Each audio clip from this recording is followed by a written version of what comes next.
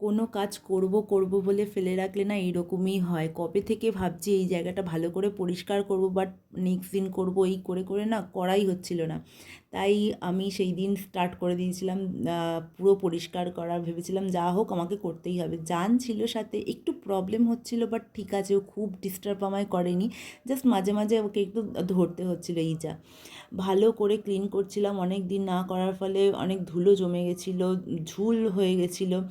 আর দেখো জান এখানে আমাকে হেল্প করতে চলে এসেছে। ক্লিন আপের ব্যাপারে তো জান সবসময় রেডি, ঝ্যাঁটা দেখতে পেলেই ও হয়ে গেল, ও স্টার্ট করতে শুরু করে দেবে। দেখো, যাই হোক, ভালো করে পরিষ্কার করে সমস্ত ডার্টগুলো এক জায়গায় জড়ো করলাম, দেন ভালো করে মুছেছিলাম।